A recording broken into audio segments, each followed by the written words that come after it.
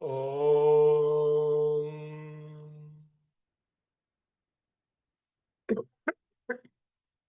ॐ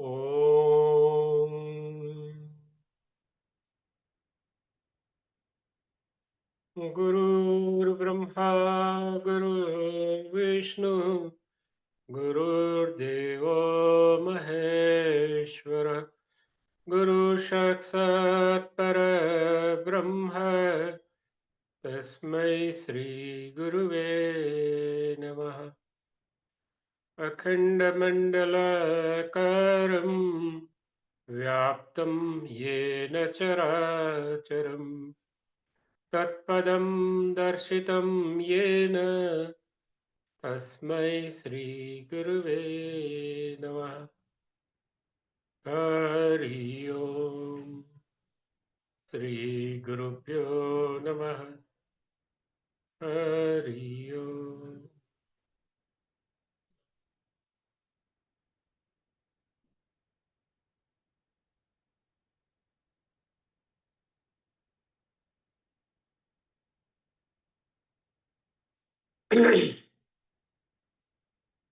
जय गुरुदेव।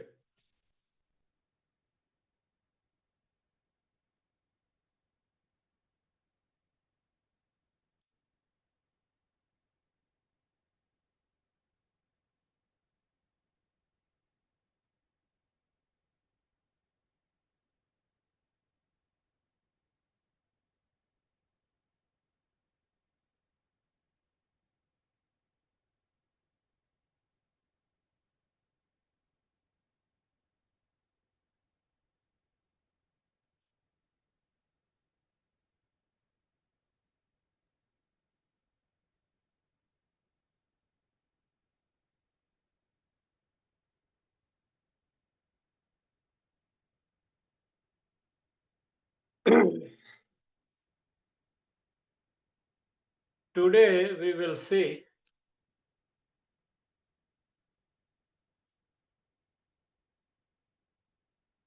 uh, how to get rid of bosses.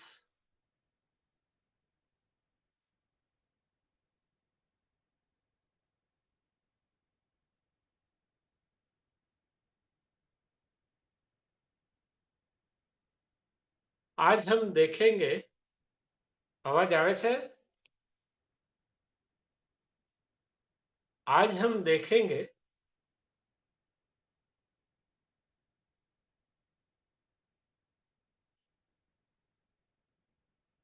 कैसे bosses से छुटकारा पाए।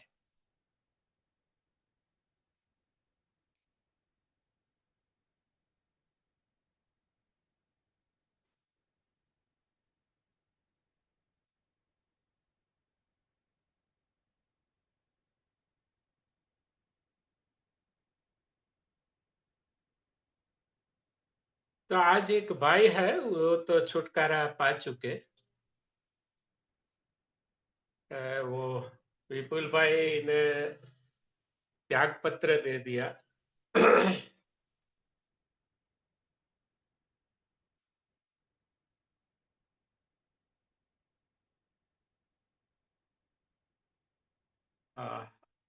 एसबीआई में वो थे मैनेजर।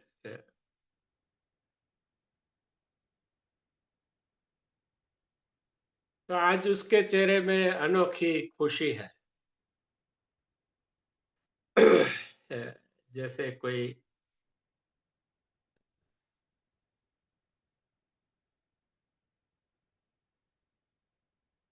कैद से को कैदी छूटता है वैसे।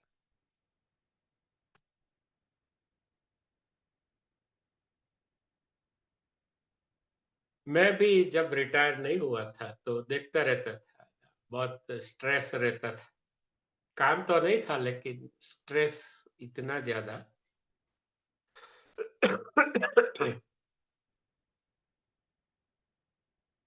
तो गांधीनगर में मैं ऑफिस से बाहर देखता था, तो इतने अच्छे पेड़ थे, नीचे चाय की दुकान थी। तो मैं बारी में से देख रहा था, विंडो में से। तो मेरे दोस्त ने बोला कि क्या देख रहे हैं? मैंने कहा देखो मैं रिटायर होके यहीं आऊँगा फिर से और आप सब यहाँ नौकरी करते हैं। मैं सामने पेड़ के नीचे एक खटिया लगा दूँगा, उस पे रज़ाई लगा दूँगा, एक हुक्का रखूँगा और आप सबको टीज़ करूँगा कि देखो, वो हुक्का पीता रहूँगा कि देखो आप सब गुलाम हैं, अभी मैं मालिक बन गया। जैसे वो गीत है, साला में तो साहब बन गया, वैसे साला में तो रिटायर हो गया।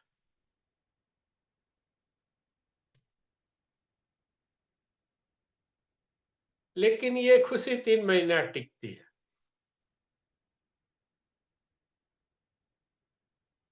क्योंकि घर पे भी वो दाढ़ी मूंछ नहीं है वैसे बॉस होते हैं। जिनके दाढ़ी मूंछ नहीं है, वो बॉस होते हैं। वो बोलते हैं कि अभी ये बच्चू लाग में आया, तो फिर वो सब्जी लेने को भेज देती है, सब्जी काटने बिठा देती है या गेहूँ पिसवाने भेज देती है या फिर कुछ नहीं है तो कुकर का सीटी गिनो बैठे-बैठे। तो 1-2 सीटी ज़्यादा हो जाए तो ताने पड़ते। फिर 3 महीने के बाद पता चलता था कि इससे तो वो बॉस अच्छा है। ये काफ़ी डेंजरस बॉस है।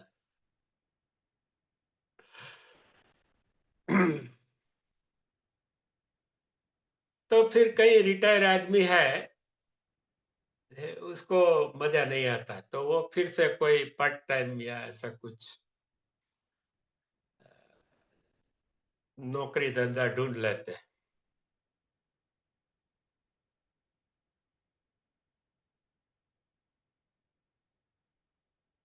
तो एक मैनेजर को पूछा गया कि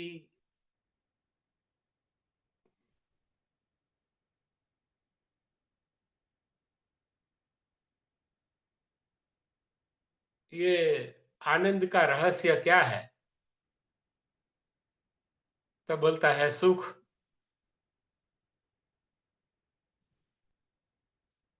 तो क्या सुख का क्या रहस्य है? तो बोलता है फ्रीडम, मुक्ति, आज़ादी। तो क्या उसका क्या रहस्य है?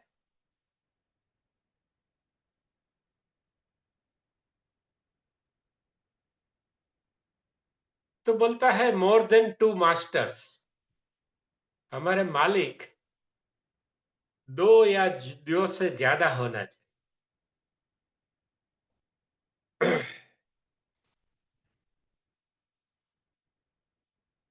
तो क्या बोलता है क्यों? क्योंकि आप अगर यहाँ नहीं है, तो वो मालिक को लगता है कि वो दूसरे मालिक के पास होगा और दूसरे मालिक के पास नहीं है, तो उसको लगता है पहले मालिक के पास होगा। इसलिए आप मुक्त रहेंगे। न तो आप पहले मालिक के पास होंगे, न तो दूसरे मालिक के पास होंगे। कहीं अच्छी चाय मिलती है धूप में, गरमा-गरम मसालेदार कड़क, वहाँ वो टपरी पे जाके चाय-वाय पिएँगे, गप्पे लगाएँगे। और दोनों बॉस जब तक आपस में फ़ोन करे नहीं, तब तक आप मुक्त हैं। तो मेरा बॉस पूछता था मुझे कि, "तू लेट क्यों आता है?" तो मैं कहता था, "देखो साहब, मैं जल्दी भी निकल जाता हूँ, तो हिसाब हो गया ना बराबर। यहाँ लेट आया है, तो घर पे जल्दी पहुँच गया, तो हिसाब तो बराबर ही हुआ।" और मैंने कहा, "आपके पास या मेरे पास फ्रीडम कितना है? जब फ्रीडम नहीं है, तो आनंद भी नहीं है।" मैंने कहा, "आप घर से निकले या मैं घर से निकलूँ और ऑफ़िस तक पहुँचूँ। घर से निकले तो एक बॉस है, और ऑफ़िस पहुँचे तब दूसरा है। दोनों के बीच में जो ट्रैवलिंग टाइम है, वो आपका फ्रीडम है।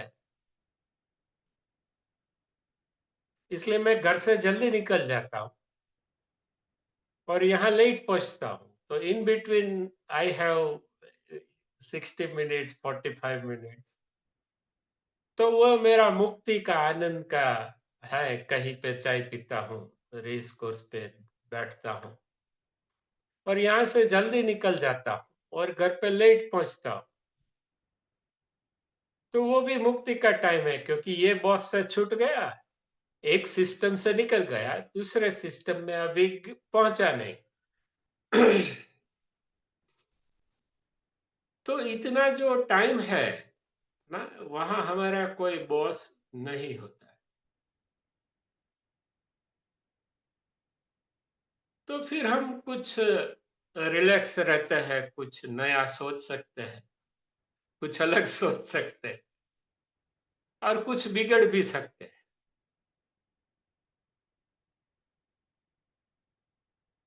और बैलेंस कर सकते हैं सब कुछ।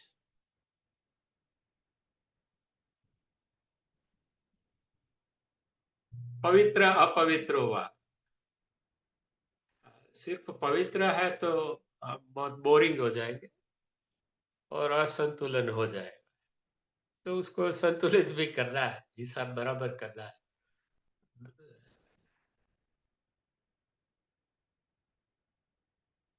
तो और ऐसे ही हम पूजा करते हैं, पिज़्ज़ा का पहला ही शब्द है अपवित्र पवित्र हो। लेकिन लोग हमें पवित्र मानते हैं, तो वो हमारी दुर्गति है।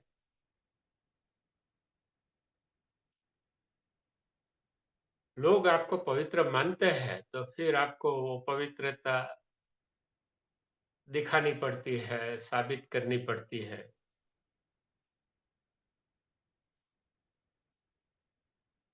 लेकिन आप जब कहते हैं कि मैं तो संतुलित हूँ, तब वो मान भी लेते हैं कि ये जितना पवित्र है दक्षेश भाई, उतना अपवित्र भी है।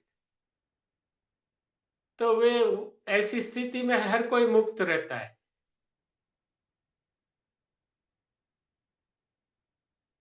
ठीक है, हमें किसी को ईजा नहीं करना है, परेशान नहीं करना ज़्यादा। लेकिन हमें बैलेंस रखना है, शुद्ध और अशुद्ध में, ब्लैक एंड व्हाइट में, पवित्र अपवित्र में। और इसे हम समाधि कहते हैं। समाधिहि, सम मीन्स संतुलित, धी मीन्स बुद्धि। आप कोई जज नहीं करते, होता है। ठीक चीज़ें भी होती है, जो ठीक नहीं है वैसा भी बहुत कुछ होता है। हम पेपर पढ़ते हैं, टीवी पे देखते हैं, नेट पे देखते हैं। बहुत कुछ ऐसा है जो नहीं होना चाहिए वैसा होता है। लेकिन हमारे पास 10,000 थियरीज़ है कि ऐसा नहीं होना चाहिए, लेकिन है, तो वो 10,000 थियरीज़ गलत है, क्योंकि है भाई। जैसे हम छोटे बच्चे थे तो हमारी बुद्धि बायस्ड थी।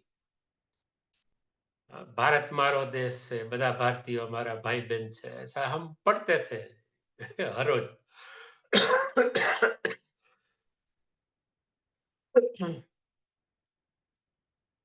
तो कैसा होना चाहिए वो तो एक छोटे बच्चे को भी पता है, पता होता है आजकल। 6 साल, 8-10 साल के बच्चे को भी पूछो तो वो आइडियल वर्ल्ड तो लिख देगा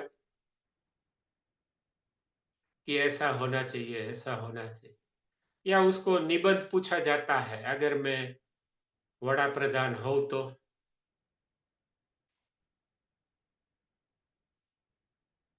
फिर वो, उसको पता है कैसा-कैसा मैं करूँगा।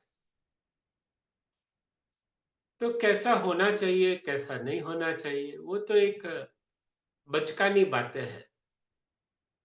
ठीक है, होनी चाहिए शुरू में।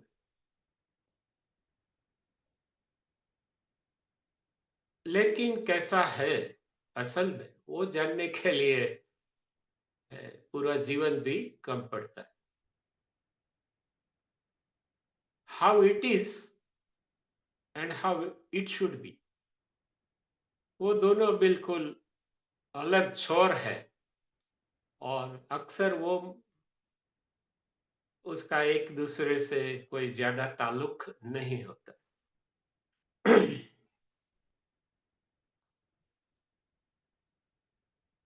या ऐसा होना चाहिए, ऐसा नहीं होना चाहिए।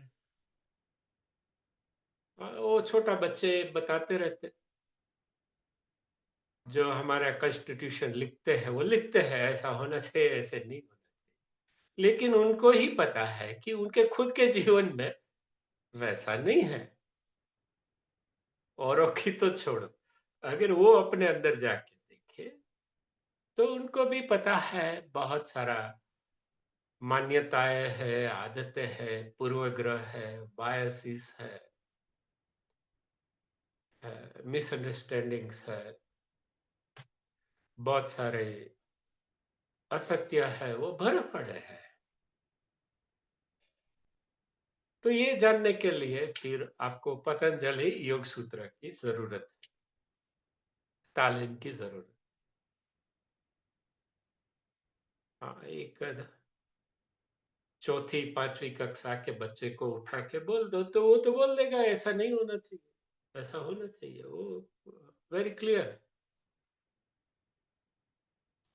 लेकिन फिर वो जैसे असल में क्या है, वो जजमेंट नहीं करता और जब वो हकीकत देखता है, सत्य देखता है, वजूद देखता है, हाँ, तो उसका तो कोई छोर ही नहीं मिलता उसको।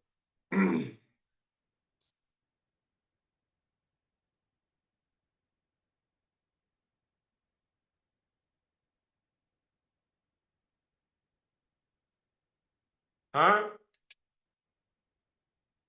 हाँ, 1 मिनट, 1 मिनट।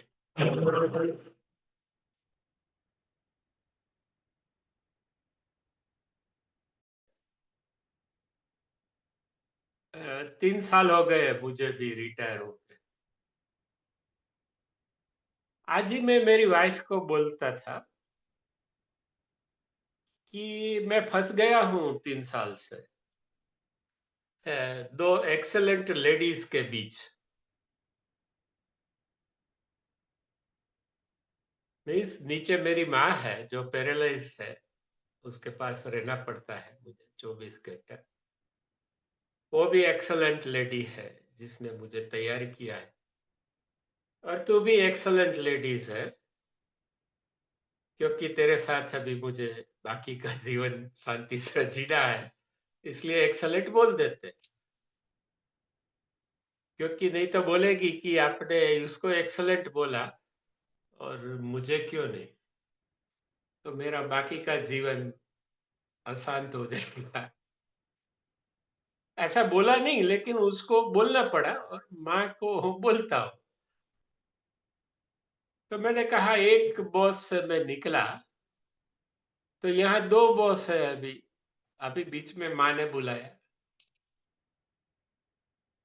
करेक्ट। और वो जल्दी ऊपर जाने नहीं देती और ऊपर जाता हो तो वो बोलती है ये ले जाओ, ये करो, ऐसा करो। फिर मैंने कहा ये बीच में जो स्टेप्स है, ग्राउंड फ्लोर और फर्स्ट फ्लोर के बीच में एक लैंडिंग है बड़ा-सा, वहाँ मैं बैठता हूँ धूप में। मैंने कहा कि मैं यहीं पे मुक्त हूँ। हाँ, ना तो मैं तेरे पास पहुँचा हूँ, क्योंकि तू भी मेरी बॉस है और ना तो मैं माँ के पास गया हूँ, क्योंकि अभी वो भी मेरी बॉस है। इसलिए मैं सोचता हूँ कि कहीं पे छोटा-मोटा काम कर लूँ, कपड़ा का भी साफ करने का भी चलेगा। वो बहाने 3 घंटा, 4 घंटा मुझे थोड़ा ये जो मोनोटोनस रूटीन है उससे थोड़ा रिसेस मिलेगा।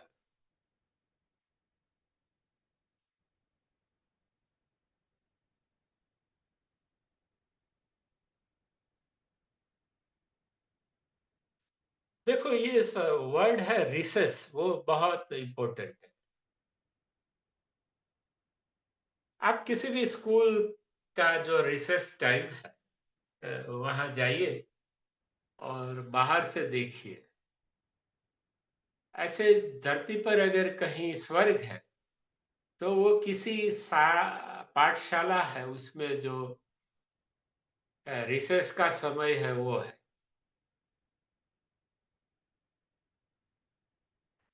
या किसी ऑफिस में रिसेस का जो कैंटीन में जो समय है वो है। बाकी तो देखो, स्कूल में सुबह बच्चे अभी उठ के जाते हैं, बहुत ठंड है, तो एक तो उसको उठना नहीं होता, नहाना नहीं होता, जाना नहीं होता, पढ़ना नहीं होता। लेकिन माँ बाप भेज देते हैं,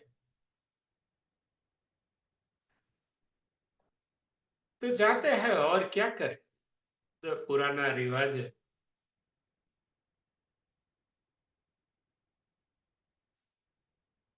क्योंकि मम्मी को भी तो रिसेस चाहिए, ये छोटे बच्चों को, पापा को भी रिसेस चाहिए, प्राइवेसी चाहिए थोड़ा। और वैसे भी ये ठंड के दिन है, so they want some private time with each other. तो उसको कैसे भी भेज देते हैं स्कूल वैन में, रिक्शा में। फिर जब रिसेस पड़ती है, तब अचानक वो मुक्ति फूट पड़ती है ना, because they have only say 20 minutes और 30 मिनट्स ऑफ रिसेस। हमारे टाइम में दो हुआ करती थी, एक छोटी और एक बड़ी, अभी पता नहीं।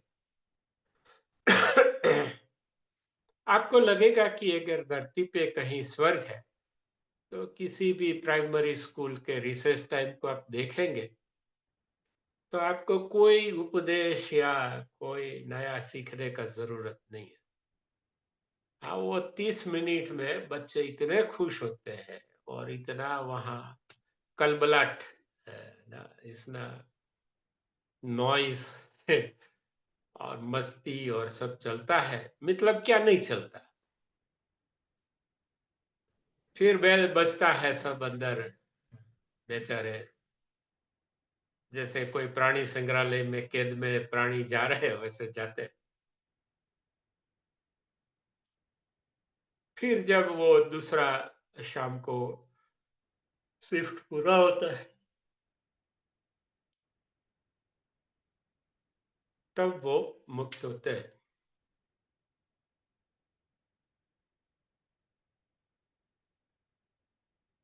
तो देखो, ये रिसेस है वो काफी इंपॉर्टेंट है। रिसेस माने ए ब्रेक इन कंटिन्यूटी, जो सातत्य है उसमें थोड़ा सा ब्रेक लगा दो।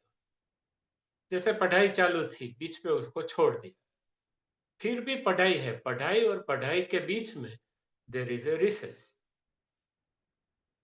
ऐसे कुछ भी चल रहा है, उसपे थोड़ा सा जो ठहराव है, वो रिसेस है। जैसे हम जा रहे हैं कहीं पे, ट्रैफिक लाइट है, रेड है, तो वो रिसेस है सब। अभी क्या करें, कुछ करना नहीं है, आजू बाजू देखते हैं कि मैं अकेला नहीं फंसा, ये सब भी फंसे हैं। और मैं अकेला लेट नहीं हूँ, देखो ये सब के चेहरे पे स्ट्रेस है। तो हम खुश होते हैं कि हाँ, मैं अकेला दुखी नहीं हूँ, सब दुखी है, और ये जान के हम खुश होते हैं। और रिसेस है वो ज्यादा इंपॉर्टेंट है, देखो, कंटिन्यूटी से। जो भी है, शरीर में भी रिसेस है तो क्लीनिंग होता है। यहाँ भी ये स्किन में रिसेस है तो मैं बोल सकता हूँ, नाक में रिसेस है तो मैं श्वास ले सकता हूँ। यहाँ आंखों का जो रिसेस है, स्लिट, तिराड़ कहते हैं गुजराती में, हिंदी में क्या कहते हैं पता नहीं, क्रैक। तो ये है, कान में भी कंटिन्यू थोड़ा सा अंदर तक जाता है, रिसेस है। तो हम सुन सकते हैं। और हम सब पैदा भी रिसर्च से ही हुए हैं। अगर रिसर्च नहीं होता तो, या पूरा नहीं होता तो सिज़ेरियन करना पड़ता है। तो पूरी दुनिया है वो रिसर्च से उत्पन्न हुई है। आज से नहीं, आदिकाल से, और केवल मनुष्य में नहीं, सभी प्राणियों में। लेकिन लोग रिसर्च के ही खिलाफ है। अगर आप रिसर्च का अर्थ बताएँ तो वो आपके खिलाफ हो जाएगा। अरे, अरे! क्या बात है।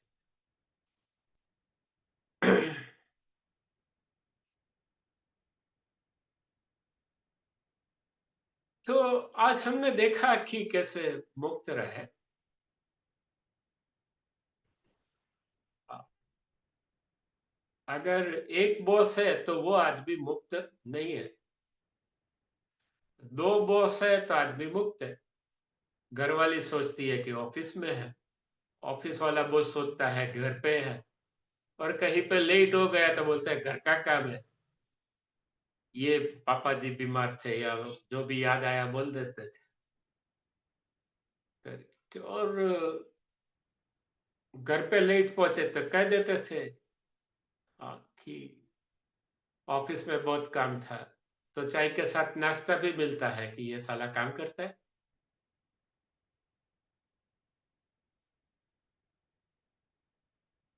तो अभी विपुल भाई के 2 बॉस थे, उसमें से एक हो गया।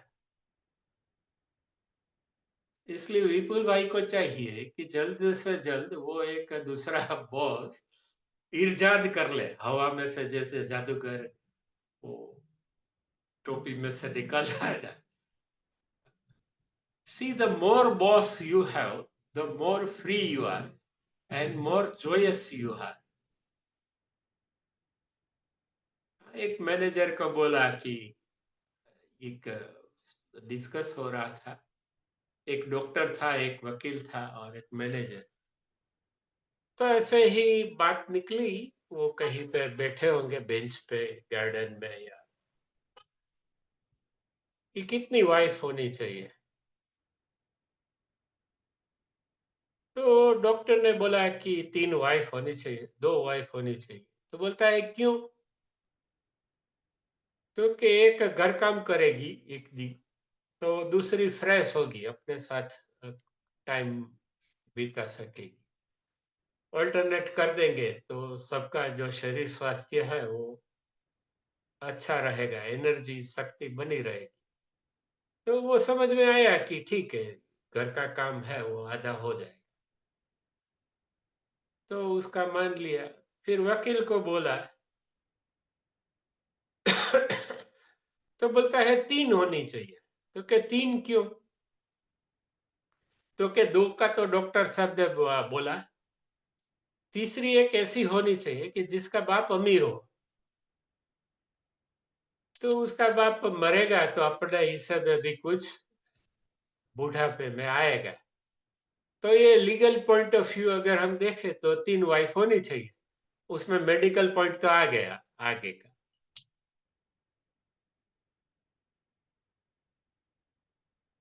फिर मैनेजर को बोला। तो मैनेजर बोलता है अपनी अनगिनत वाइफ होनी चाहिए। तो कि इसका क्या लॉजिक है? तो कि देखो 2-3 है तो आपस में फ़ोन करके पता कर लेगी कि हम कहाँ हैं। देखो हम पहली वाली के पास है, तो वो सोचे नहीं है, तो वो सोचेगी कि बाकी कोई के पास होगा। अगर दूसरी वाले के पास भी नहीं है, तो वो सोचेगी कि बाकी उसकी कहाँ कमी है। तो थोड़ा कृष्ण तत्व प्रधान है वो आदमी। ना इसलिए ही वो 16,000 रखी थी कृष्ण ने, क्योंकि कोई फ़ोन करके पूछ ना सके। क्योंकि करीब-करीब उसको 16,000 में से एक कम, उतने फ़ोन करने पड़ेंगे कि वो कहाँ है। तो कि हाँ, इसका क्या फ़ायदा है? तो कि कहीं नहीं, फिर हम वो गार्डन की बेंच पे बैठ सकते हैं, चाय-पानी पी सकते हैं, गप्पे लगा सकते हैं। कोई हमें डिस्टर्ब नहीं करेगी। ना, मतलब कि हरि तारा हज़ार नाम, किया नामे लखवी कंकोतरी। ऐसा एक भजन है कि हरि के तो हजार नाम है, तो उसको कुछ संदेशा देना है शुभ प्रसंग का, तो अभी कौन से नाम से लिखे। तो आज जो विपुल भाई दिख रहे हैं कि आनंद में है, मुक्ति में है, 3 महीना लगेगा, क्योंकि वो जो घर के बॉस है, वो अपना रंग दिखाएंगे। अ, क्योंकि वो एसबीआई से थोड़ा ज्यादा खतरनाक है। तो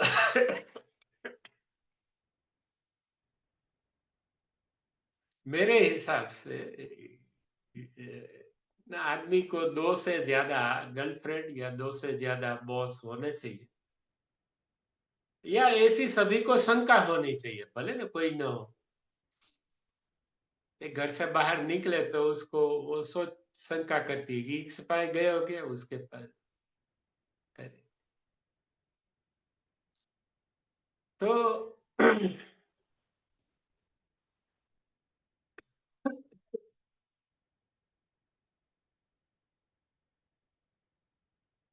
पॉलिटिकल साइंस में एक कहावत है ना, फ्रीडम पे एक लाइब्रेरी भर के बुक है।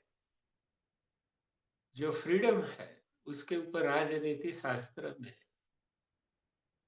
पूरा एक लाइब्रेरी भर जाए, छोटा सा, इतने सारे बुक्स केवल फ्रीडम पे है। तो एक किसी पॉलिटिकल साइंटिस्ट को पूछा गया कि who is a free man, कि मुक्त मनुष्य कौन है। तो बोलते हैं any one with more than 2 boss is a free man. जैसे एक बॉस ने कुछ कह दिया तो हम कहते हैं नहीं नहीं, वो बॉस ने ना बोली है, ऐसा नहीं करने का। फिर ये बोल, दूसरे ने कुछ कह दिया तो कहे नहीं नहीं यार, मैं क्या कर सकता हूँ, तू उनसे बात कर लो, उसने ना बोला है, ऐसा नहीं करने का। करेक्ट, इसका मतलब क्या है, वो अपना ही करेगा, ना तो ये बॉस का हुक्म आदेश पालन करेगा, ना तो वो करेगा। और अगर 3 है तो और ज्यादा। हाँ, और सब इसलिए लोग गुरु को भी बॉस बना देते हैं कि गुरुजी ना बोला। अगर गुरुजी को कुछ नहीं, गुरुजी ने तो बोला है नथिंग मैटर्स। करेक्ट, आप चाहे उतना बनाओ या ना बनाओ।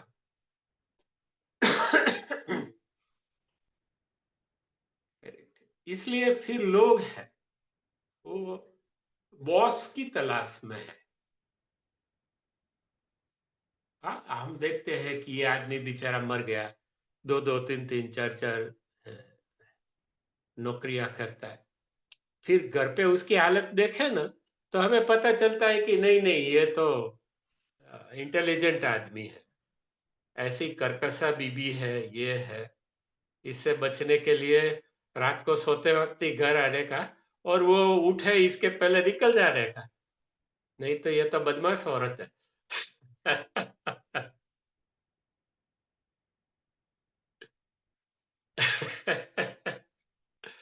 या फिर बच्चे को लगा देती है कि इसको एक्सरसाइज करवाओ, स्केटिंग सिखवाओ, साइकिलिंग सिखवाओ, ये करो, वो करो।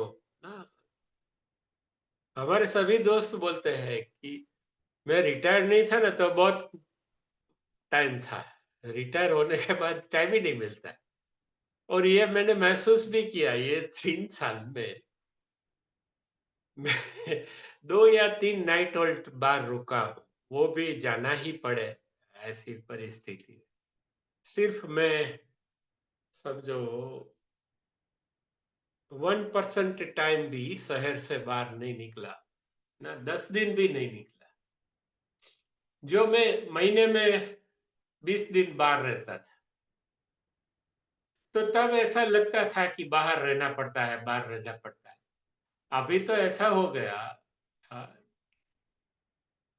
कि वो बारी में जो पर्दे हैं वो भी आधे कर दिए ताकि ऊपर से मैं बाहर देख सकूं। जैसे वो किसी अनारकली को किसी बादशाह ने वो नहीं, वो अंदर फरते दी दीवार बना दी थी। क्लॉस्ट्रोफोबिया ऐसा कुछ नाम है। The fear of enclosed spaces. वो जो घुटन होती है एक ही एरिया में घूम घूम के, वो होती रहती। ठीक है, अभी थोड़ा माँ को छोड़ नहीं सकता मोर देन 30 मिनट्स, तो ये भी एक लाइफ का अनुभव है।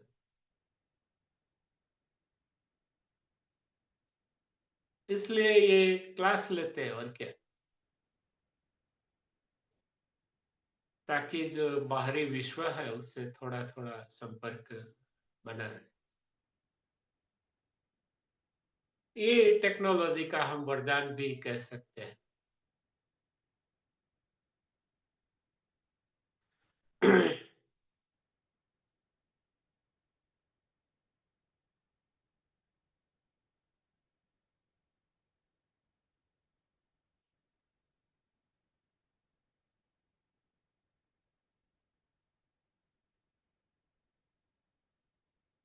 तो इसका टाइटल हम रख सकते हैं, why to have more than two bosses.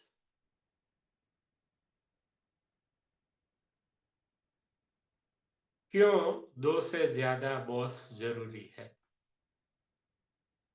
या एक से ज्यादा। दो मीन्स एक से ज्यादा ही।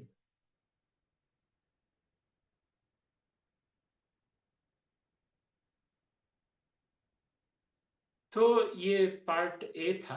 पार्ट बी हम देखेंगे।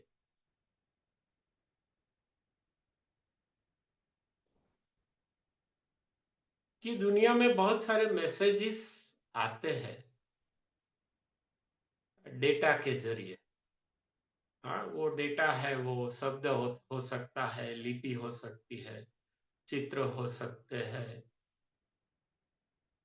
ऑडियो हो सकते हैं, अ, कोई भी डेटा।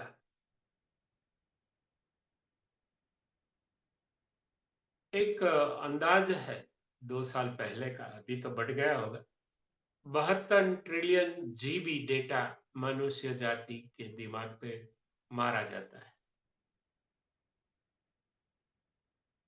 जो भी, जो हमारे दादा ने देखा उससे करोड़ों गुना ज्यादा डेटा हमारे दिमाग में डाला जाता है। आंख के जरिए, कान के जरिए, नाक के जरिए। सुगंध तो कम होती है, लेकिन नाक के जरिए, स्वाद के जरिए।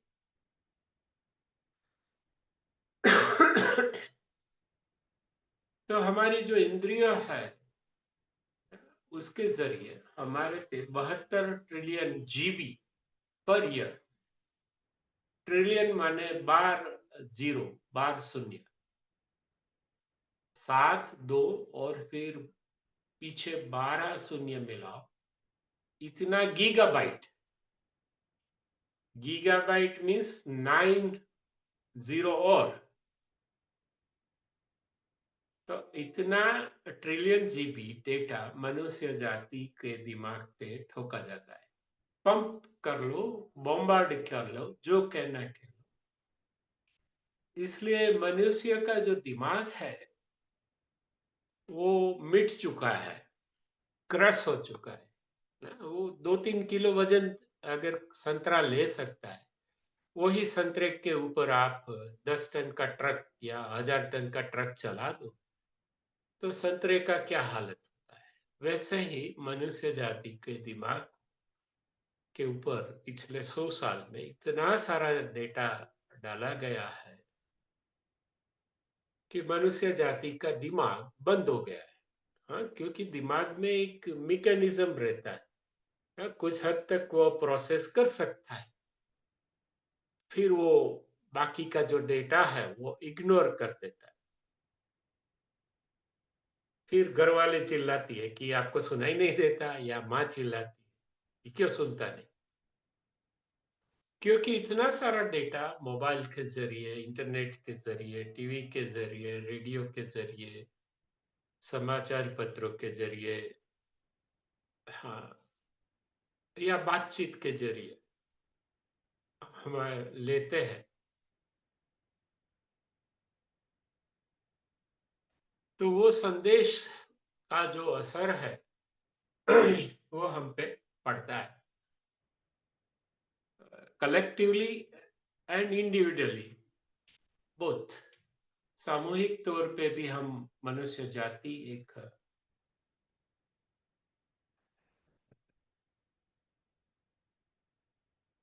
गुमराह हो चुकी है,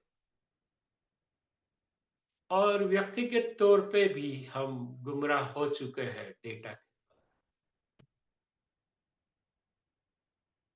लेकिन ये डेटा असल में एक मैसेज है। हाँ,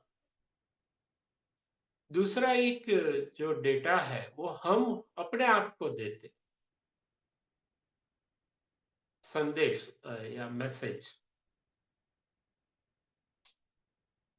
जैसे हम कोई हॉस्पिटल में जाते, तब हम कबूल करते हैं अपने आप से कि मैं रुग्ण हूँ, तभी तो आप गए, नहीं तो गए जाते। तो जब आप हॉस्पिटल में जाते हैं तो आप अपने आप को मैसेज देते हैं कि मैं रोगिष्ट हूँ।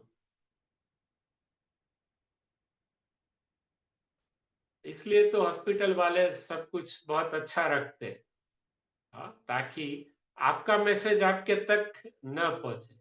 लेकिन आप फिर रूम में देखेंगे कि नर्स कैसी है, एसी बहुत ठंडा है। हाँ, वो दूसरा डेटा डालते हैं।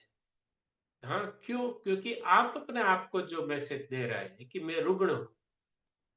हाँ, अगर वो मैसेज बंद हो गया तो आप हॉस्पिटल छोड़ के भाग जाएंगे। इसलिए जब तक आप अपने आप को ये मैसेज देते रहेंगे कि मैं रुग्ण हूँ, मैं रुग्ण हूँ, मैं रुग्ण हूँ, तब तक जो हेल्थ का इंडस्ट्री है वो चलता रहेगा। World wide it is 7 to 8 trillion dollar लोगों की या सरकारों की जेब से निकलते हैं, निकाल लेते हैं। हाँ, जब आप होटल में जाते हैं, गुरुजी भी कहते थे कि जब आप होटल में जाते हैं तब आप अपने आप को मैसेज देते हैं कि ये शहर में मेरा कोई दोस्त नहीं है। हाँ, क्योंकि आप होटल में ठहरे तभी पता चलेगा, चल गए, हाँ, कि यहाँ आपको आश्रय देने वाला कोई नहीं है। या जब आप कुछ खाना खरीद के खाते हैं, खरीदा हुआ, हाँ, तब अपने आप को आप मैसेज देते हैं, हाँ,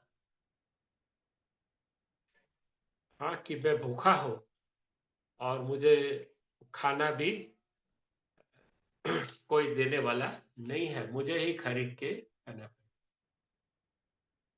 हाँ, वैसे सलाम खरीदे जाते, नमस्कार खरीदे जाते हैं, प्रणाम खरीदे जाते हैं, प्रशंसा खरीदे जाते हैं। जैसे एक और स्टेज से आपको वेलकम सर कहती, तो वो तो आपको वेलकम सर नहीं कहती, वो अपनी रोजी रोटी को वेलकम सर कहती। लेकिन आपके भीतर, हाँ, आप एक मैसेज जाता है कि यहाँ ठीक नहीं है, मुझे कहीं और जाना है। हाँ, तभी तो आप ट्रैवल कर रहे हैं। तो ये मैसेज को दबाने के लिए बाकी जो बाहर के जो मैसेजेस है वो काफी बड़ी मात्रा में आपके ऊपर डाले जाते हैं। फिर जब आप स्कूल में जाते हैं तब आप अपने आप को मैसेज देते हैं, कि मैं अभी वो पूरा ज्ञानी नहीं हूँ। अगर आप जब ये कबूल करते हैं अपने आप से कि मैं पूरा ज्ञानी नहीं हूँ, तो वो आप हमेशा के लिए अधूरे ही रहे। क्योंकि एक के बाद एक, एक के बाद एक, हाँ, कई लोग हैं कितने सारे कोर्सेज करते, 25 के हो गए, 27 के हो गए, 30 के हो गए, 32 के हो गए। हाँ, जब भी आप किसी मोक्ष प्राप्ति के वर्ग में जाते हैं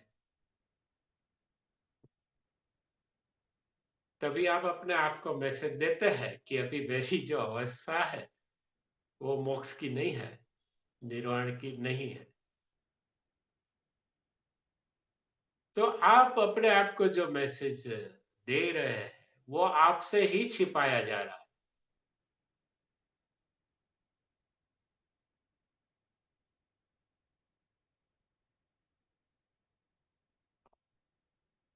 आपके अंदर एक ये नहीं है, वो नहीं है, ऐसा नहीं है, वैसा नहीं है, मैं अपूर्ण हूँ, मेरे में ये कमी है, हाँ, मैंने ये अपराध किए हैं, मेरे ये दोष है, मेरे ये भूल है। हाँ, एक इसको अंग्रेजी में कहते हैं गिल्ट, अपराध बोध डाला जाता है। फिर वो अपराध बोध से बाहर आने के लिए, हाँ, व्यक्ति पूरा जीवन अपना न्योछावर कर देता है परफेक्ट बनने में के। और परफेक्ट जैसा कुछ है नहीं दुनिया में। एक्सेलेंट है, परफेक्ट नहीं। हाँ, आपको लगता है मेरे बाल ठीक नहीं है, तो नाई का धंधा चलता है। आपको लगता है मेरे बूट चप्पल ठीक नहीं है, तो मोची का धंधा चलता है। आप नाइकी के ले आते हैं, उसके ले आते हैं, 50 रुपये के बूट है, वो 5,000 में ले आते हैं। क्योंकि आप में एक सेंस ऑफ इनसफिशियंसी, एहसास कमतरी उर्दू का वर्ड है, या हीन भावना, या एक अपराध बोध कि मैंने ये गलत कर दिया है, मैंने वो गलत कर दिया है ना, वो हमारे भजन में भी आ जाते हैं।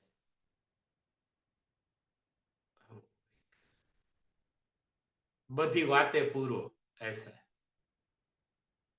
बधी बातें पूरो, खोटो खरो पण भगवती हूँ तमारो। तो ये हीन भावना इवन हमारी भक्ति में भी आ जाती है। और यही हीन भावना हमारे जो नालायक धर्मगुरु है वो भरते हैं।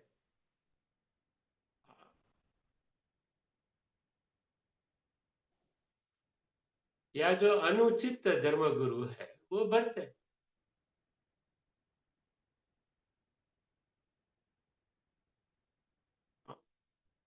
फिर आपको लगता है कि मैं स्वस्थ नहीं हूं, तो 7-8 ट्रिलियन डॉलर निकाल लेती है हेल्थ इंडस्ट्री। आपको लगता है कि तो होटल इंडस्ट्री 2-3 ट्रिलियन डॉलर निकाल ले। फिर आपको लगता है कि इसमें विटामिन नहीं है, तो sea food industry, nonveg industry वाले भी 6-7 ट्रिलियन मिलकर निकाल ले। फिर आपको लगता है कि मेरे कपड़े ठीक नहीं है, तो फैशन इंडस्ट्री वाले भी 4-5 ट्रिलियन डॉलर निकाल लेते। आप समझे? फिर आपके पास पैसा बचता कितना है ना? एक आप कड़क गर्मा गर्म चाय पिए, उसमें आपका बजट डगमगा जाता है कि अभी आज नहीं पीनी, अभी फिर इतना पैसा बचा ले, 15 रुपया। फिर आपके नीति के बड़े बड़े ख्यालात नीति शास्त्री ने खड़े किए, परफेक्ट वर्ल्ड, आइडियल वर्ल्ड। तो आदमी सब दौड़ते ही रहते हैं।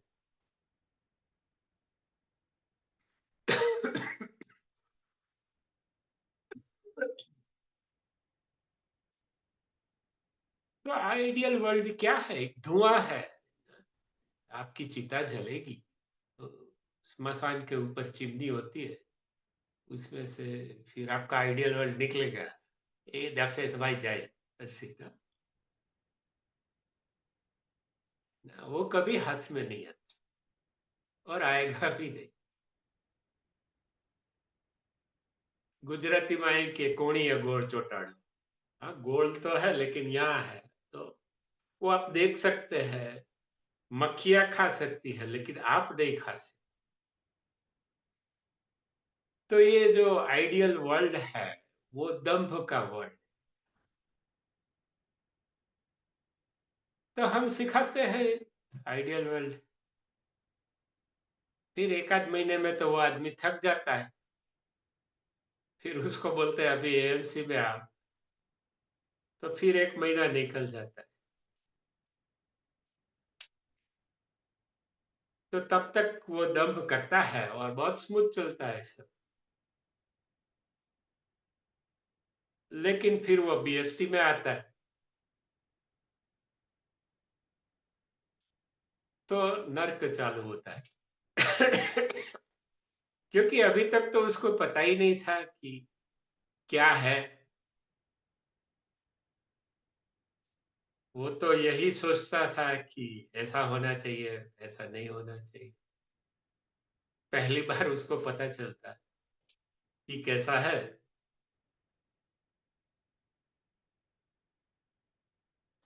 तो यात्रा तो बीएसटी से चालू होती,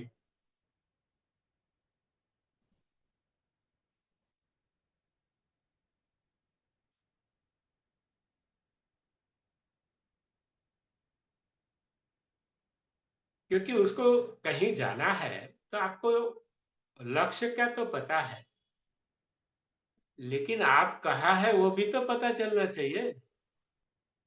तभी आप दिशा तय करेंगे। तो हमने जो एंड पॉइंट है वो तो दे दिया पहले ही दी, माय आइडियल वर्ल्ड। और वो कहाँ है वो बाद में दिया तीसरे कोर्स में। इसलिए जो तीसरे कोर्स में नहीं आया, पहले 2 किया, हाँ वो दंभ में फंस गया, वो जीवन भर नहीं निकलेगा।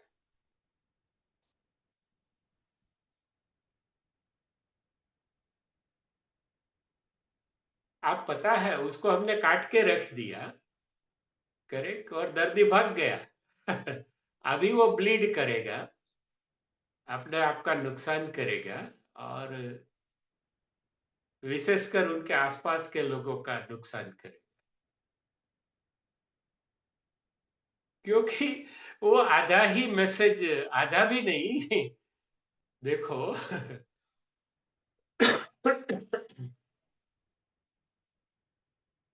पूरी बात सुने पहले ही वो चल पड़ा।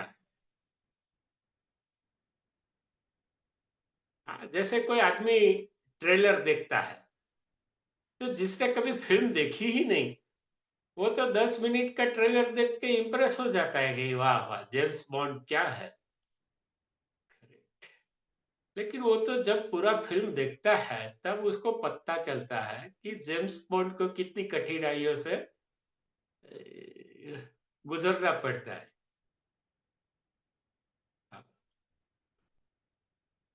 जैसे आप बैंक में है, कोई अफसर है, तो लोग तो सोचते हैं वाह अफसर है।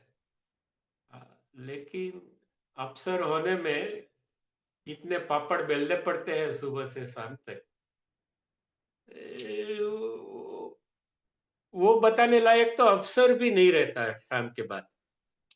वो बोलता है छोड़ना अभी, थोड़ा आराम करने दे।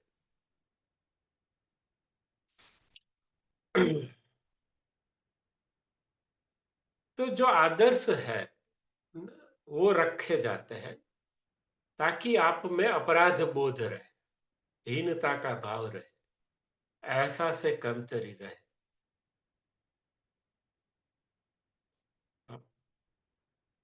ताकि जो हम कहते हैं पूरा जो अर्थतंत्र है वो इसी बात पे चलता है। एक ही बात, आदमी के अंदर गिल्ट डाल,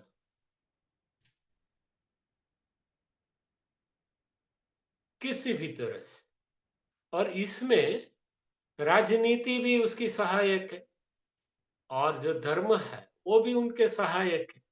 धर्म भी कहता है ओहो आटલું પાપ કર્યું છે, આટલી ગાય દાન કરવી પડશે। આ પાપ કર્યું કઈ નહીં, મને આવીને ઓલા બોક્સમાં હું બેઠો છું, મને કહી જાજે કાનમાં પ્રાયશ્ચિત।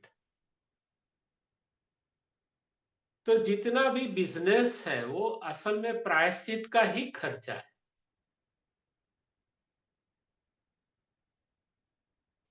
और जो प्रायश्चित करने का ही नहीं था।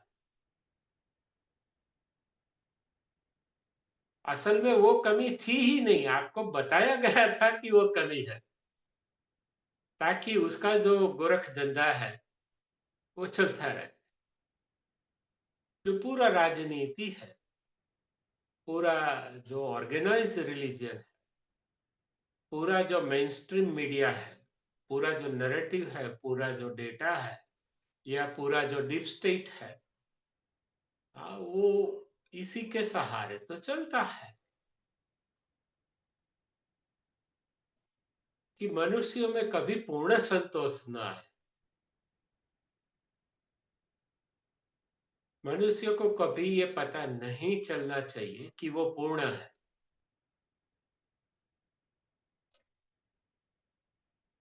और पूर्ण में पूर्ण भी डाल दो तो पूर्ण ही रहेगा, पूर्ण निकाल दो तो भी पूर्ण रहेगा। तो ये जो सनातन का जो मंत्र है, वो बिजनेस, राजनीति और हर एक जो षड्यंत्र है मनुष्य जाति के विरुद्ध, उसका रामबाण इलाज है। हाँ, मनुष्य भी ये मंत्र पाठ कर लेता है, लेकिन फिर भी उसको लगता है कि साला आज लेट हो गया 5 मिनट। देखो आ गया ना, अब पूर्णता। आज तो स्वेटर वॉशिंग में है। आज शेविंग ठीक से नहीं हुआ है। सर पे बाल झड़ गए, उम्र होने लगी है, पैर दुखते हैं। तो उसमें एहसास से कमतरी डाली जाती। कैसे? सीधा नहीं डाला जाता। हाँ, वो जैकी चैन को दिखाएंगे, देखो बॉडी ऐसा होना चाहिए। अरे भाई, कितने लोगों का जैकी चैन जैसा बॉडी होता है। रेम्बो को दिखाएंगे कि देखो बॉडी ऐसा होना चाहिए। तो ऐसे जो अनअचीवेबल आदर्श है, जो इम्प्रैक्टिकल है, वो दिखाएंगे।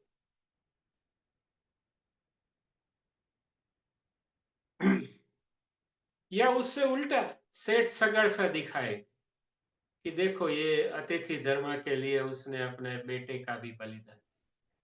वो अदर एक्सट्रीम है, वो भी इसी का ही हिस्सा है।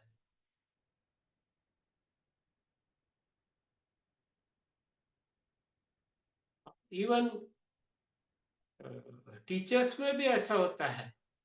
ए तू चुप रहे, तू अभी फेज 1 है। फेज 2 वाले बताते नहीं, लेकिन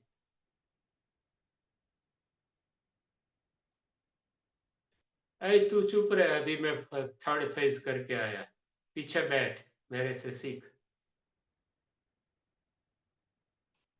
और देख अभी वो गुरुजी आने ही वाला है, मुझे इनिशिएटर बनाएंगे।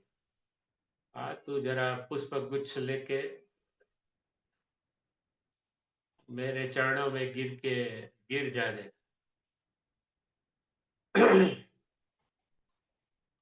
तो ऐसा से कमतरी का जो खेल है, हाँ, वो चलता रहता है, हर एक मनुष्य में चलता है। जैसे वो बीरबल की बात है कि चोर पकड़ना है, तो वो सभी जो दरबार में थे उसको बोलते हैं जिसने भी चोरी की होगी, हाँ, उसकी वॉकिंग स्टिक है वो 1 फीट लंबी हो जाएगी। इसलिए जो चोर था वो 1 फुट काट के आया, क्योंकि उसको था कि ये तो लंबी हो जाएगी। आप समझे? तो इस तरह से जो रिफ्लेक्सिस है, उसमें बिजनेस कमाता है, डायरेक्ट चीजों में नहीं कमाता। वो आपको ये नहीं कहता है आप कमतर है, वो आपको सुपीरियर दिखाता है। आपके सामने आदर्श खड़ा करता है, देखो ये जय कृष्ण मूर्ति है, जैसो देखो ये फलाना है, देखो ये ढिकना है। और तुम बैठे हो अपने कमरे में, कोई चाय बना के भी नहीं देता, तुम्हें खुद को बनानी पड़ती है रात को पीनी है। तो मनुष्य जाति को ये है एंड रैंड करके एक लेखिका है, उसको रशिया से निकाल दिया गया था और अमेरिका में भी उसके बुक्स पे पाबंदी आ गई थी, जहाँ हर तरह के बुक्स बिकते, लेकिन ये फिलोसॉफी पे पाबंदी आ गई। इसका एक वंडरफुल बुक है जो मैंने 78-79 में पढ़ा था, द फाउंटेन हेड। तो हर एक शिक्षक को ये पढ़ना चाहिए।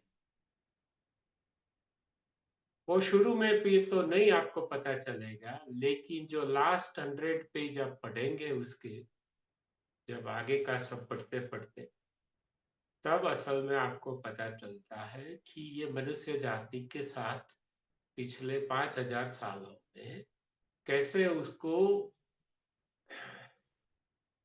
अवलंबित रखा गया, गुमराह किया गया। आदर्श दे दो, एक आदर्श में से 10 दंभ निकलेंगे, 10 दंभ में से हर एक दंभ में से 10 पाखंड निकलेंगे, युक्तियां निकलेगी, स्ट्रेटेजीज निकलेगी, टैक्टिक्स निकलेगी। हर कोई एक दूसरे से अच्छा दिखने का प्रयत्न करेगा और अपना बिजनेस, अपना राजनीति चलता रहेगा।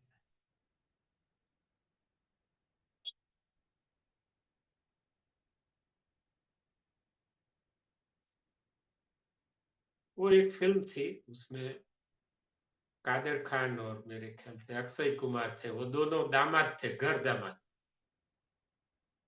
तो दोनों कमाते तो नहीं थे, अक्षय कुमार इसका ऐसे तो दामाद था, लेकिन जब वो उसकी वाइफ उसको पैसा दे के भेज देते थी, जाओ सब्जी ले आओ, तो वो 1.5 घंटे के बाद आता था। तो वो बोलता है सब्जी लेने में 1.5 घंटा, तो मेरे पास पैसे ही नहीं है, सब्जी लेने का 5 मिनट और हिसाब एडजस्ट करने का 1.5 घंटा।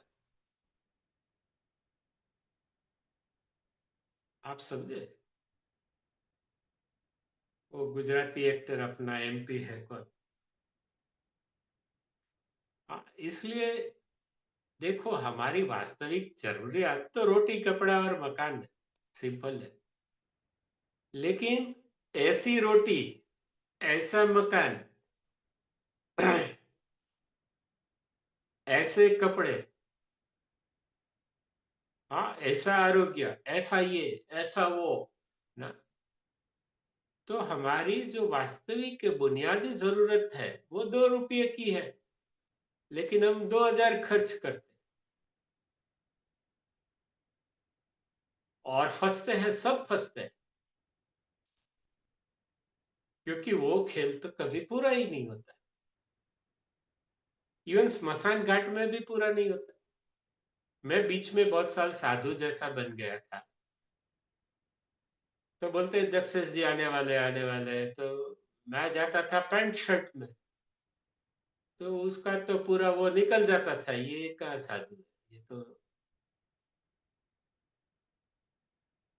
फिर मुझे कंपेयर करते थे कि अगर साधु है ना, जैसे कोई आदमी इंजीनियर बना है, तो बोलते हैं कौन हो, डेप्यूटी इंजीनियर हो, जूनियर इंजीनियर हो, एग्जीक्यूटिव इंजीनियर हो, सुपरिटेंडिंग इंजीनियर, वैसे हर लाइन में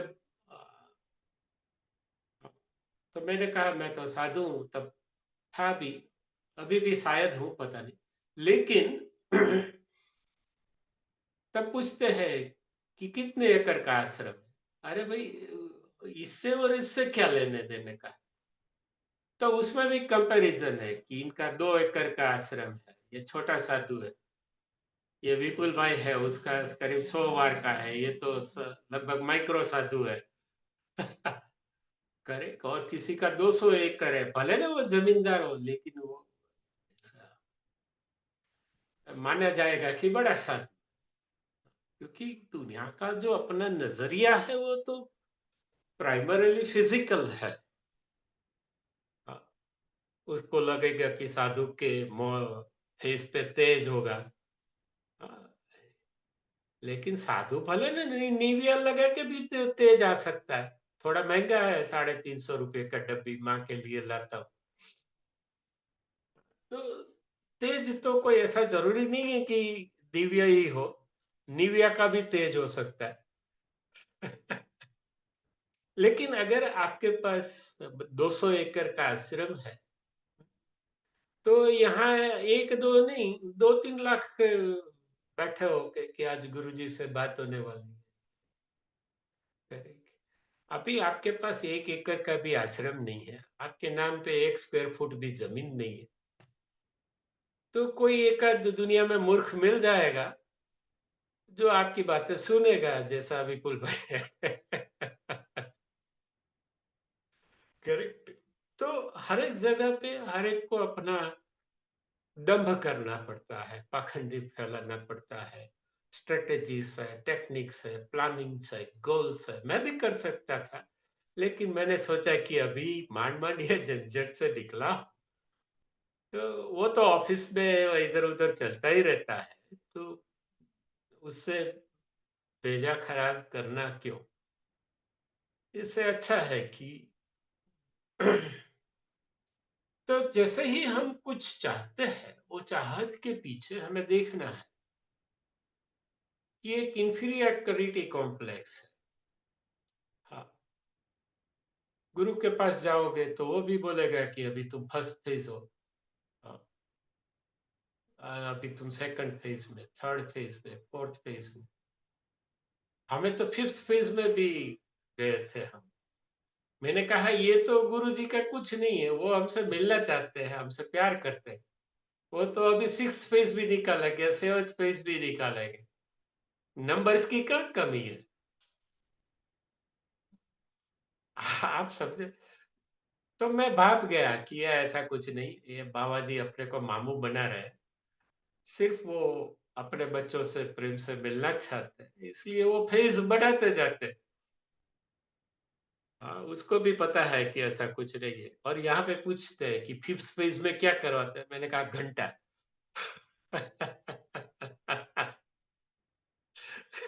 असल में फोर्थ फेज से आगे कुछ है ही नहीं। ये प्यार मोहब्बत के लिए गुरुजी बुलाते हैं हम सबको, या बुलाते थे। सीधी सी मूल बात तो, एक्चुअली आखिरी बात तो ये है। तो हमें देखना है कि हर चीज में, हर बात पे ना, हमारे भीतर कंपैरिजन डाल दिया गया। हर एक आदमी कंपेयर करता है। स्कूटर है, वो स्कूटर कंपेयर करता है मोटरसाइकिल से, मोटरसाइकिल वाला कार से, कार से। तो यहाँ देखो, गरीब तो गरीब है ही, लेकिन भीतर से अमीर भी अपने आप को अमीर महसूस नहीं करता होगा। जिसके पास बहुत सारा है, 100 साल तक कम ना हो जाए, इतना है या उससे भी ज्यादा, वो भी they want more and more and more and more and more and more and. क्यों? क्योंकि उसके भीतर जो रोग है, वो डाला गया है एहसास से कमतरी का, हीन भावना का, अपूर्णता के भावना का। वो आदमी कहीं ये न समझे कि मैं पूर्ण हूं। पूरा जो दुनिया का षड्यंत्र है, उसका मेन षड्यंत्र ये है कि तुम पूर्ण नहीं हो।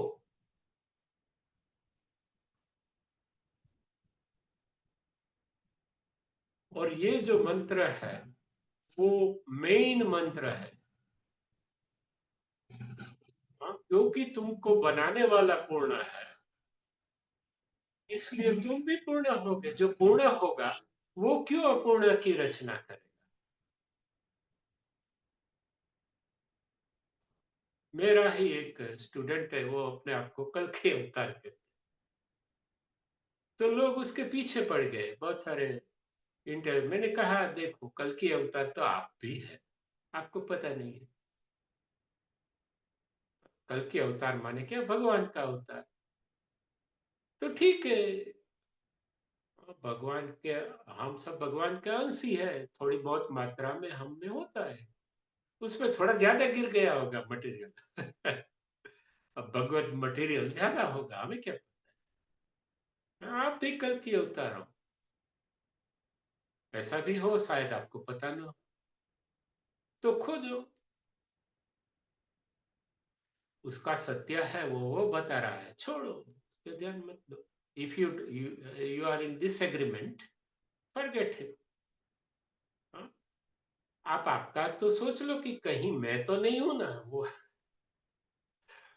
और किसने कहा कि कल की अवतार एक ही होगा।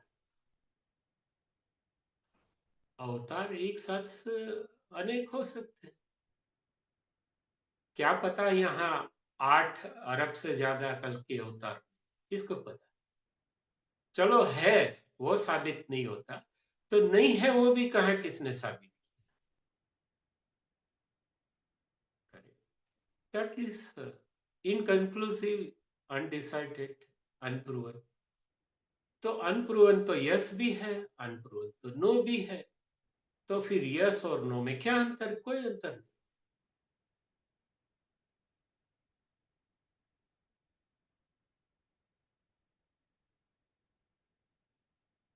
देखो, यहां तक पहुंचने के लिए मुझे 61 ईयर्स लगे, पढ़ते पढ़ते पढ़ते पढ़ते पढ़ते, घूमते घूमते रखड़ते रखड़ते, बस सब तरह के प्लस माइनस देख के। हाँ, दुनिया में सब कुछ परफेक्ट है, everything is perfect, everything is okay as it is. ऐसा नहीं कि होगी, है, लेकिन वो देखने के लिए जो परफेक्ट दृष्टि चाहिए, हाँ, वो नहीं है। तो वो भी हम करवा सकते हैं।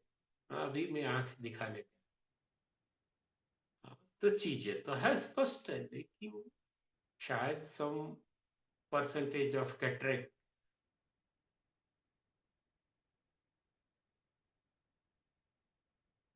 तो मुझे बोलते हैं वो कल के अवतार अपने आप को मानता है। मैं कीधु भीतर से तो सब मानते, बाहर बताते नहीं, नम्रता बताते हैं मैं तो उसका अंश हूँ ये हूँ। लेकिन जब कोई हुक्म की ताबेदारी करने वाला मिले तो वो कल्कि को भी पीछे छोड़ देंगे।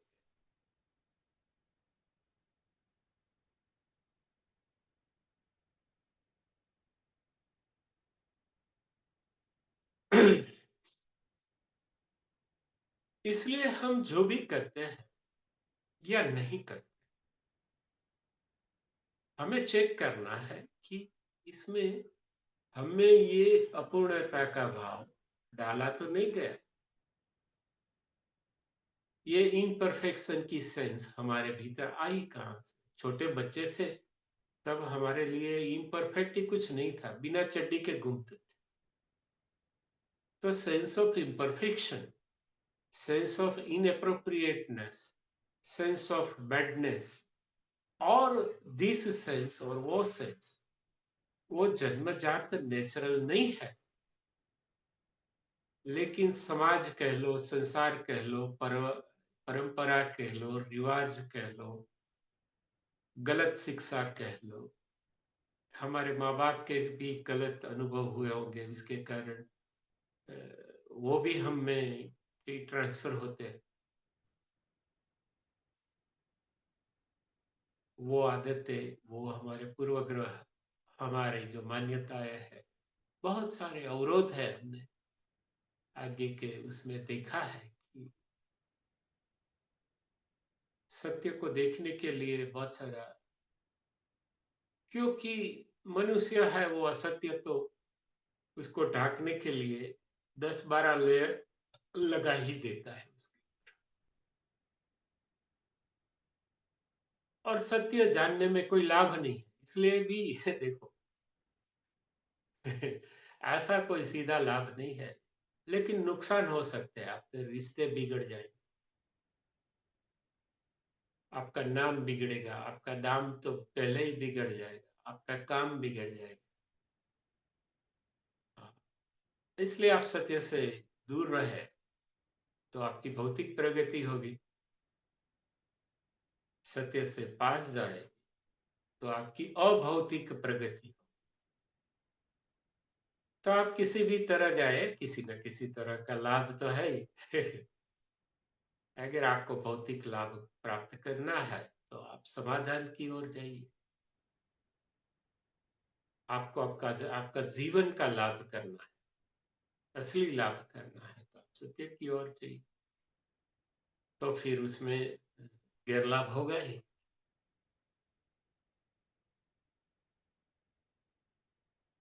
इसलिए आप तय कर सकते हैं where you want to place yourself. हाँ, ये सत्य और समाधान के दो अंतिमों के बीच आप अपने आप को कहाँ रखना चाहते हैं। हाँ, जैसे ही सत्य से दूर जाएंगे, हाँ, ये धन जन यौवन, पद प्रतिष्ठा, ये सब भौतिक जो चीजें हैं, वो आप मालामाल होते जाएंगे। और जैसे सत्य के करीब आते जाएंगे, तो कठिनाइयां बहुत बढ़ेगी, बहुत बढ़ेगी। ये हमने देखा भी है हरिश्चंद्र की बातों में।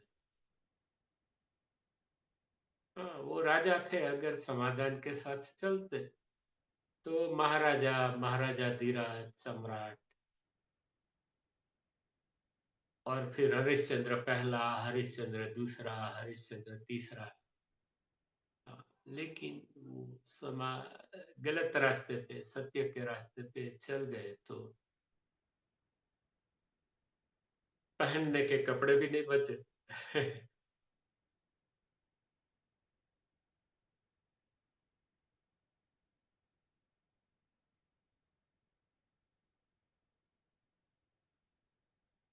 और चिता के भी पैसे नहीं बचे। मैं वाराणसी गया था, वहां पे वो कहते थे कि यहाँ पे जब वो उसके बच्चे का शव जलाने आए, तो वहां का जो है, उसने कहा हम तो देवताओं के भी अग्नि संस्कार के पैसे लेते हैं। अब जो भी हो, तो वो भी नहीं थे अग्नि संस्कार के जो पैसे होते थे। वो घाट है काशी में।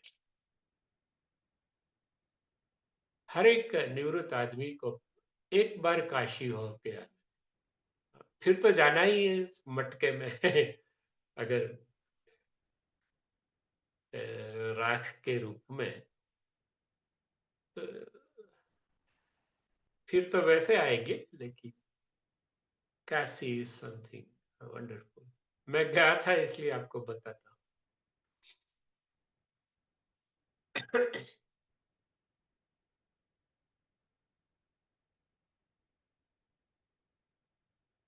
पूरा वो अव्यवस्था का भंडार है, क्योंकि अव्यवस्था में ही आदमी आदर्शों को भूल सकता है। जब वो आदर्श को भूल जाता है, दम्भ भूल जाता है, और जब दम्भ भूल जाता है, तभी पाप करने की कोई इच्छा ही नहीं रहती, क्योंकि दम्भ है वो सभी पापों का आश्रयदाता है, सबसे बड़ा।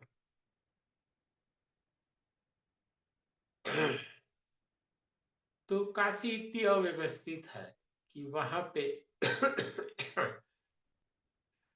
एक तरफ चिता जल रही है, और दूसरे तरफ कुत्ते घूम रहे हैं कि इसमें से कुछ गिर जाए तो खा ले, जो जला नहीं है वैसा। So it is so much divine chaos। और मुझे हमेशा पहले से chaos अच्छा लगता था। जब बच्चा था, तब से मुझे किसी भी प्रकार की व्यवस्था अच्छी नहीं लगती। तब पता नहीं था, लेकिन पॉलिटिकल साइंस पढ़ने के बाद पता भी चला कि मुझे व्यवस्था, नियम, मूल्य, इसी बातों में बहुत ज्यादा मजा नहीं आता। ठीक है, थोड़ा बहुत है, रख लेते, लेकिन basically those are all suffocating matters where humans cannot breathe freely.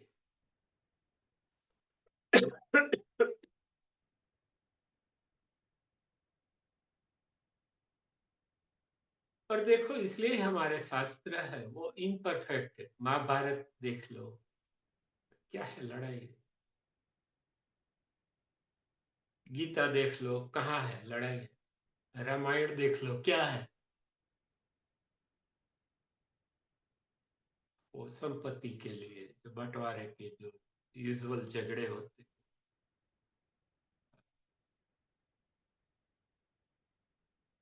क्योंकि the idea of excellence it emanates from imperfection. उत्कृष्ट क्या है, वो निकृष्ट से ही निकल के आता है। और जब हम निकृष्ट से ही भागेंगे तो हमारा जो उत्कृष्टता का जो कंसेप्ट है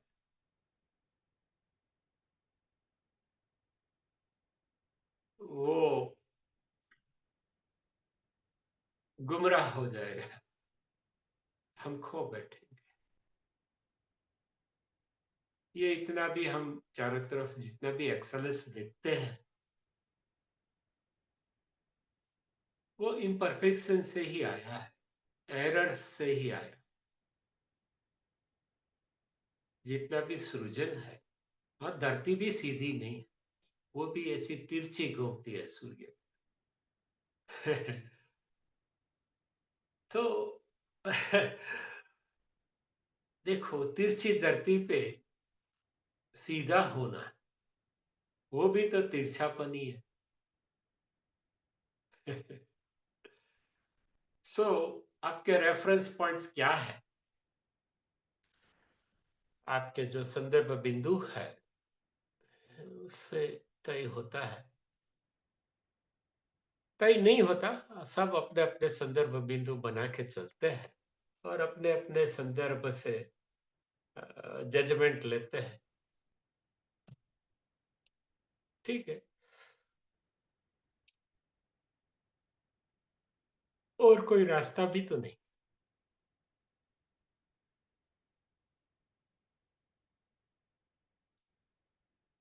क्योंकि किसी और के संदर्भ बिंदु लेने से जो उनके संदर्भ बिंदु में जो गलतियां थी वो हमारे संदर्भ बिंदु में भी है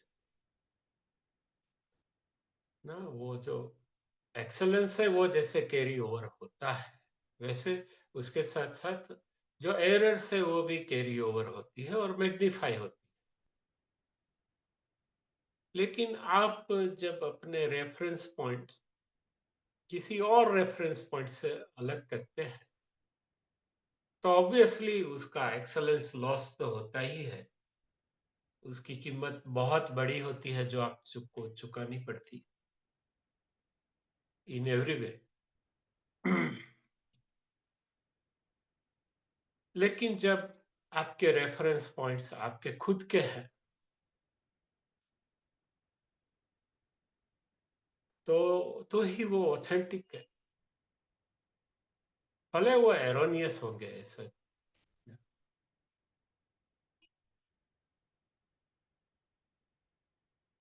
या इम्प्रैक्टिकल हो गए, इम्परफेक्ट हो गए, इनअप्रोप्रिएट हो गए, लेकिन फिर भी वो रेफरेंस पॉइंट्स आपके भीतर है। जहाँ बाहर का तो आपको पता है सब कुछ फ्लक्स है, सब कुछ बदलता रहता है, चलता रहता है, घूमता रहता है, मचड़ता रहता है। तो जब तक हमारे रेफरेंस पॉइंट्स हमारे से बाहर है तो हालात बहुत असहनीय हो जाते। ठीक है, रखते हैं हम फॉर प्रैक्टिकल पर्पसेस।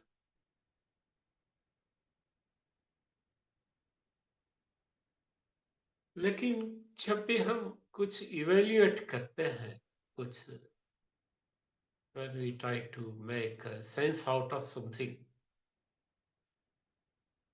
हर एक व्यक्ति को अपने भीतर के जो रेफरेंस संदर्भ बिंदु है, वहां से तय करना है, न कि किसी एक्स वाई जेड ने दिए हैं।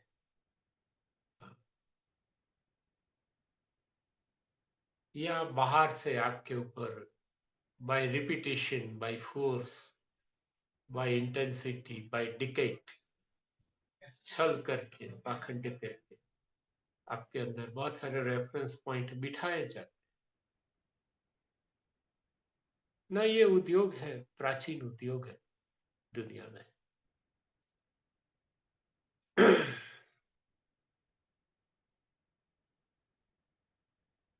ठीक है, वो भी है। आप भी है, हम भी है।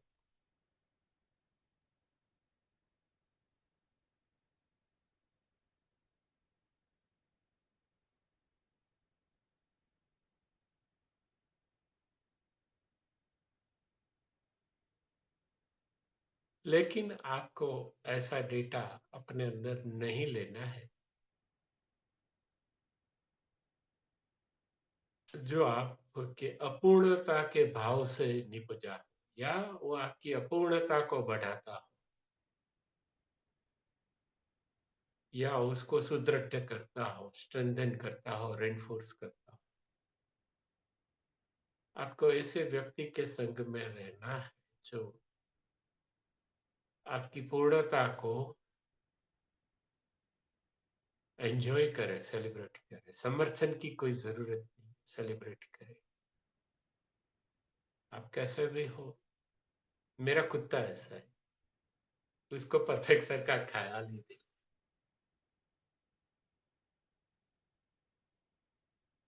या किसी कुत्ते को ख्याल नहीं, वो पहचानता है कि, इसलिए शायद गुरु दत्तात्रेय के पास गाय है और कुत्ता है।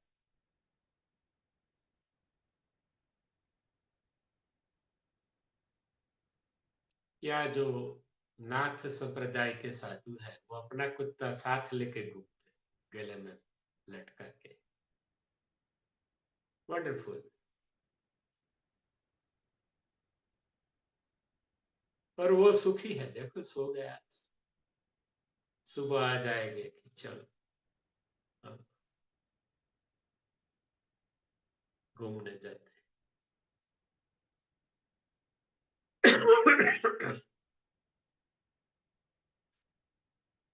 लेकिन पूरा जो हमारा सभ्यता, संस्कृति, संस्कार, शिक्षा, उसमें काफी हद तक दम्भ घुस गया है।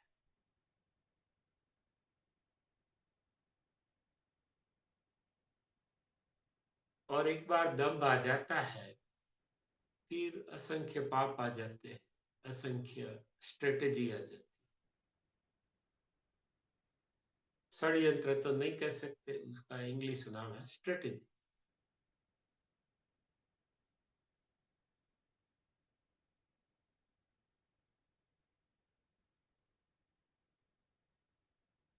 ठीक है, ये कोई मैं जो बात कर रहा हूँ उसका कोई मेरे पास आधार नहीं है,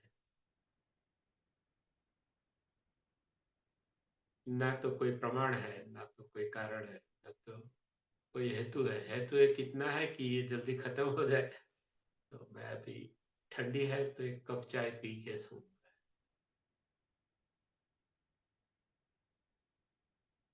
ठीक है, ये एक तरह से गुरु जी की प्रसादी भी समझ सकते हैं। वो सब ने मिलके मुझे यहाँ फंसा दिया ना, नहीं तो मैं तो एक नॉर्मल लाइफ चाहता था कि सीधी सादी नौकरी करेंगे, खा पी कर सो जाए,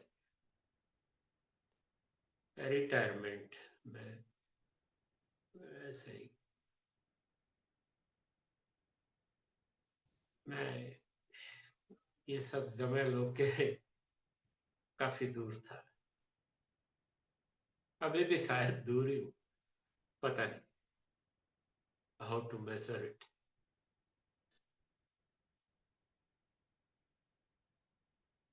और पता हो हाउ टू मेजर इट, तो भी क्यों मेजर करें छोड़। क्योंकि अगर हर पल कुछ बदलता रहता है, तो अभी नाप लिया 2 मिनट में और कुछ होगा, तो पूरी जिंदगी वो मेजर करने में, इवेल्युएट करने में, डिजाइन करने में चली।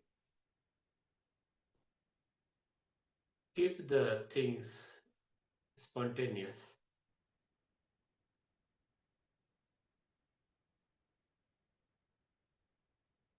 ज्यादा हो गया आज। ए और बी पार्ट दोनों हुए, लेकिन मैं भी ये प्लान नहीं करता। ये जो जो सीक्वेंस में आता है, आता हूँ इसलिए, अगर इसमें कोई अभद्र चीज है तो आप एडिट कर दे, काट दे, इग्नोर कर दे।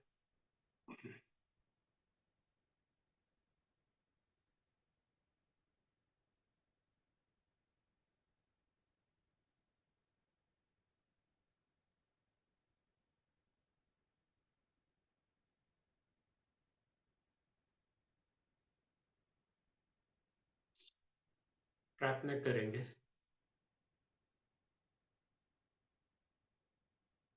ओम। ओम।